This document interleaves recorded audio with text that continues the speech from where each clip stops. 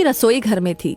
पति तेज आवाज में बोला, सरिता, आज माँ आ रही है, मैं माँ को स्टेशन लेने जा रहा हूँ। इतना सुनते ही सरिता ने माथा सलवटों से भरकर कहा, ले आओ, मैंने कब मना किया है? तुम्हारी माँ लाओ या मत लाओ।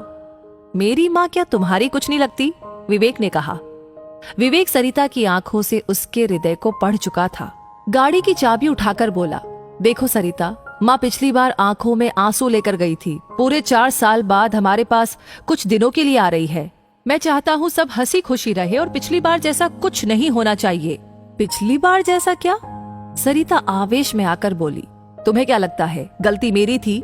तुम अपनी माँ की गलती क्यों बताओगे? तुम्हें अपनी माँ से अच्छा क्या कोई लगता भी है दुनिया में? तुम्हें तो हमेशा मुझ में ही खोट नजर आती है। तुम और तुम्हारा परिवार ही सही होता है, सारी कमियां तो मुझ में ही है बस। मैं इस दुनिया की सबसे बेकार बहू, बेकार पत्नी हूँ। विवेक बोला, सरिता बेकार की बातें मत करो। मैं बस यही कह रहा हूँ कि जितने दिन भी माँ यहाँ पर रहेगी, सब लोग उनसे अच्छे से पेश आए, उनके पास बैठे, उन्हें समय दे। सरिता गुस्से से बोली, ठीक है स्वामी जी, मैं घर के सारे काम छोड़कर, बच्चों की छुट्टी करवाकर 24 घंटे तुम्हारी माँ के पास बैठती हूँ, ताकि तुम्हारी माँ को कोई शिकायत ना हो। तुम पागल हो क्या? विवेक ने कहा, जो मैं समझाना चाह रहा हूं तुम समझना ही नहीं चाहती। सरिता फिर बोली, मैं सब समझ रही हूं। तुम जो समझाना चाहते हो, पिछली बार भी तुमने सारा लेक्चर मुझे ही दिया था, अपनी माँ को कुछ नहीं कहा। तुम हमारी परवाह ही कब करते हो? मैं और मेरे बच्चे जाए भाड़ में, तुम्हें तो अपने परिवार वाले चाहिए। चाबी मेज पर फेंक कर विवेक गुस्से से बोला, तो ये सब मैं किसके लिए कर रहा हूँ?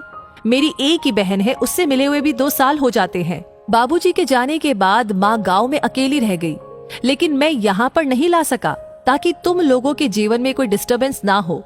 तुम कहती हो मुझे अपने परिवार वाले चाहिए। जिस बड़े भाई का हाथ थामकर इस शहर में आया था, जिसने सब कुछ सिखाकर इस काबिल बनाया कि तुम लोगों का भरण पोषण बहुत अच्छे से कर रहा हूँ, उस भाई की मृत्यु के बाद कभी उसके बच्चों को 2 पैसे का सहारा नहीं दिया, और तुम कहती हो मुझे मेरे परिवार वाले चाहिए। माँ के साथ तुम लोग कैसा सलूक करते हो, क्या मुझे पता नहीं? सरिता ताव में आकर बोली, हाँ हाँ बोलो, मैं भी तो सुनूं। कैसा सलूक करती हूँ मैं तुम्हारी माँ के साथ? तो सुनो। विवेक भी आज दिल की बात कहने के मूड में था। अछूतों जैसा व्यवहार, बच्चों को पास ना जाने देना, माँ को यहाँ आकर भी अपनी 2 रोटियां खुद ही बनानी पड़ती है, तो धिक्कार है ऐसी औलाद होने पर। और सुनो, बचपन में मुझे रात में उठकर रोटी खाने की आदत थी। उसमें कभी ऐसा नहीं हुआ कि मैं रात को उठा और मुझे रोटी नहीं मिली। माँ हमेशा 2 रोटी बचाकर रखती थी मेरे लिए। यहाँ सब कुछ होने के बावजूद भी माँ को कई दफा भूखा सोना पड़ा। ऐसा क्यों? सरिता बोली, मैंने कभी नहीं कहा तुम्हारी माँ को रोटी बनाने के लिए, मेरा ही दोष बताओ। विवेक बोला, इसमें तुम लोगों का दोष नहीं है, बल्कि मैं ही अपनी माँ का लायक बेटा नहीं बन पाया। ये जो आज हमारे पास घर, गाड़ी, स्टेटस है, जिसकी तुम मालकिन बनी बैठी हो, ये उसी माँ के आशीर्वाद से है। मेरी माँ के आते ही तुम्हारी बीमारियां शुरू हो जाती है। मैं चुप इसलिए रहता हूँ कि घर का माहौल खराब ना हो।